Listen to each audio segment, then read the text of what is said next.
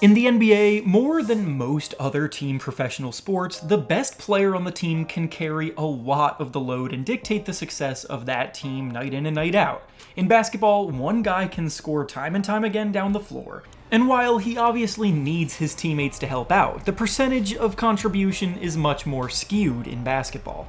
This brings us to today's video, where we'll be going through all 30 NBA teams, and we'll be taking the best player from each group and we'll be ranking them to see where teams stack up with each other in terms of how good their number one option is. Before we start though, it turns out a good amount of you watching right now aren't even subscribed to the channel, so if you enjoy the content, consider hitting the subscribe button, as not only does it help out a ton, but it also very much appreciated. Now with that being said, let's begin. Starting at the bottom and working our way up to that number one spot, we have Josh Giddey of the Chicago Bulls. The Bulls are a painfully mediocre squad top to bottom, with no clear-cut best player right now. Josh Giddey started to really take control of this team down the stretch of last season into the play-in tournament, where he was averaging a near triple-double over the last month and a half, but until he can keep that level of play going over the course of a full season, he holds down the spot for being the worst of the players that are technically their team's best players. Next at number 29, we have CJ McCollum of the Washington Wizards. As a rebuilding team, the Wizards have a lot of young talent that are probably a few years away from actually budding as high-level players, so McCollum almost comes in as the choice by default. He still averaged about 21 points per game last season, but he has clearly lost a step and has now been thrust into more of a veteran mentorship role than anything else. Next at number 28, we have Cam Thomas of the Brooklyn Nets. Thomas is one of the most heavily debated talents in the league right now as an undeniably talented scorer who takes and makes shots that most players couldn't even dream of taking, and the confidence to stack up with anyone's. But on the flip side, he can definitely be a bit of a ball hog. The tough shots can also be called bad shots when they're not going in. He doesn't play much defense, and whether or not his style of play can be conducive to winning basketball games is reasonably doubted as a number one. Next at number 27, we have Lauri Markkanen of the Utah Jazz. Lauri made the All-Star team 3 seasons ago, and every year since, he has consistently regressed back closer to what he was prior to his Utah glow-up. Last year, he struggled through a lot of injuries, and when he was on the court, he averaged about 19 points on below-average efficiency, but at full strength, he has shown he can be a dynamic 3-level scorer while being 7 feet tall. Next at number 26, we have Damian Lillard of the Portland Trail Blazers. Lillard has been one of the league's best point guards over the last decade, but he's now 35 years old with a torn Achilles, and the likelihood of him ever reaching his prior level is pretty low.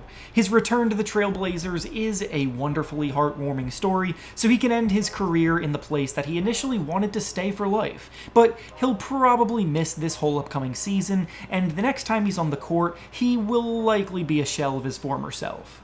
Next at number 25, we have LaMelo Ball of the Charlotte Hornets. LaMelo has all of the talent in the world, but every year that passes makes it harder and harder to defend him as a true face of a franchise number one option. The Hornets are consistently one of the league's most disappointing teams year in and year out. Ball's scoring numbers may be increasing, but that's only because of the fact that he takes the second most shots per game in the league. His efficiency is dipping, his defense is almost non-existent, and he hasn't been able to stay healthy long enough to earn a better ranking on this list, despite his natural ability to score from all 3 levels and make plays as a passer that few others can. Next at number 24, we have Bam Adebayo of the Miami Heat.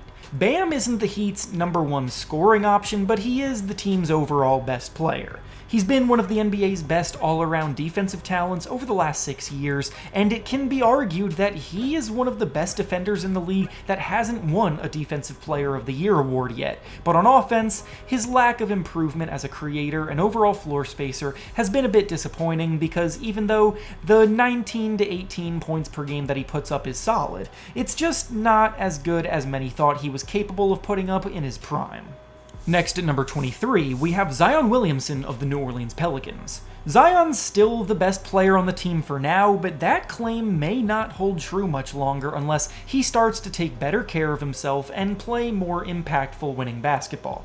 His time in New Orleans has had its fair share of excitement and flashes of greatness, but overall, it hasn't come close to living up to the otherworldly hype he entered the league with, and while his dominance as a paint scorer isn't good for nothing, he's also nowhere close to being the superstar many thought he could be, and his recurring health issues will likely prevent him from ever getting there.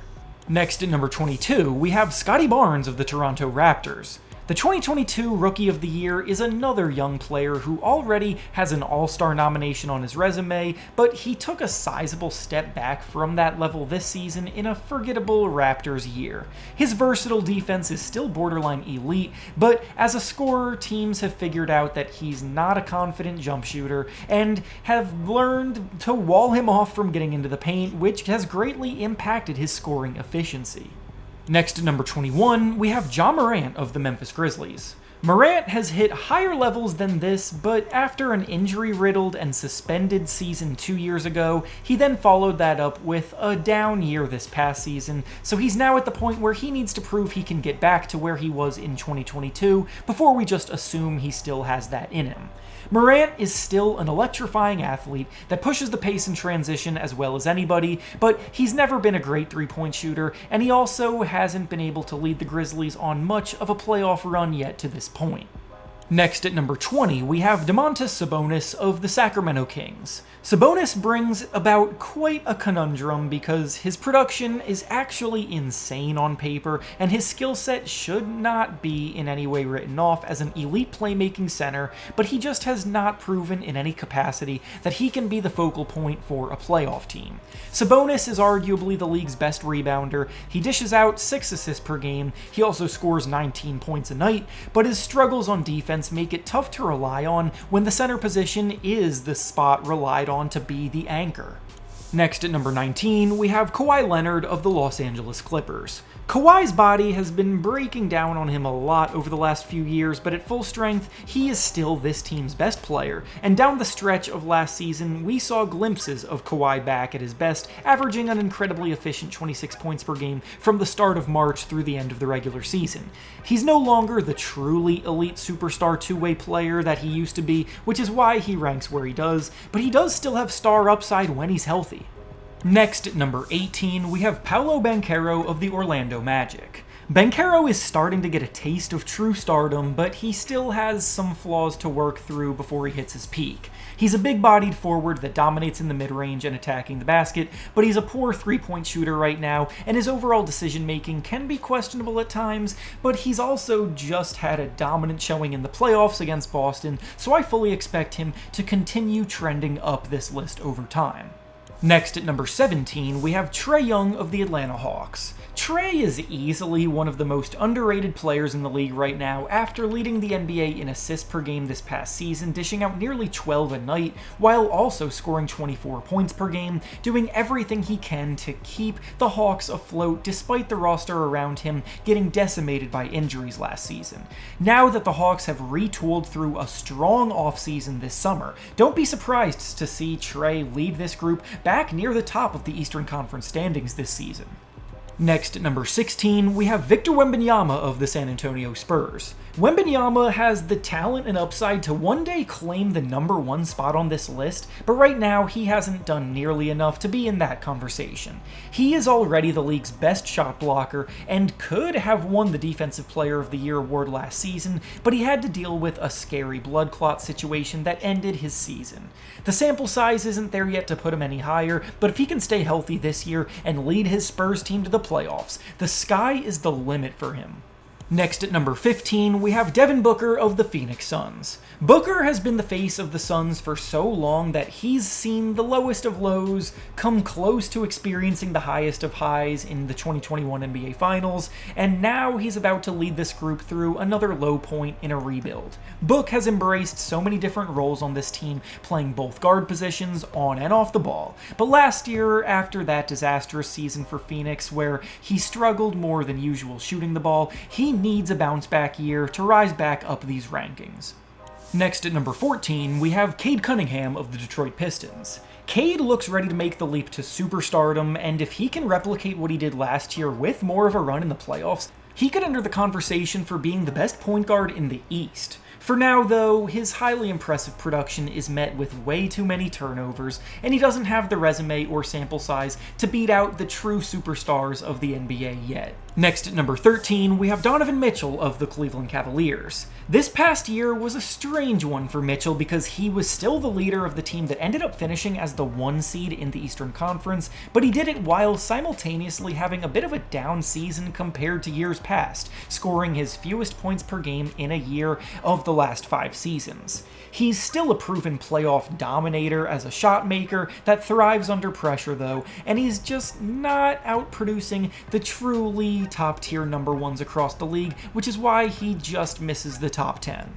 Next at number 12, we have Anthony Davis of the Dallas Mavericks. Davis, like Bam Adebayo mentioned earlier, is one of the best defensive players in the NBA that has yet to win a Defensive Player of the Year award. Unlike Adebayo, he has much more of a polished offensive skill set.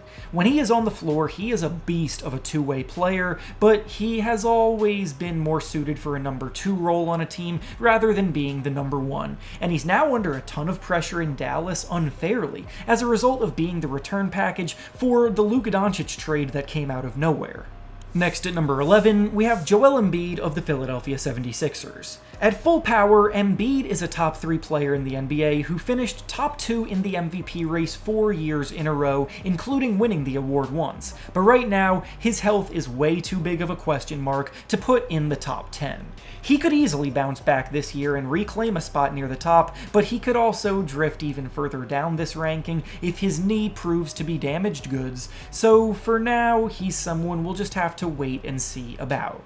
Now to start off the top 10, we have Kevin Durant of the Houston Rockets. Durant's individual production still resembles that from his peak years as a 27-point-per-game scorer that shoots 53% from the field and 43% from 3. But it's also true that his tenure in Phoenix was nothing short of a disaster, failing to win a single playoff series with them.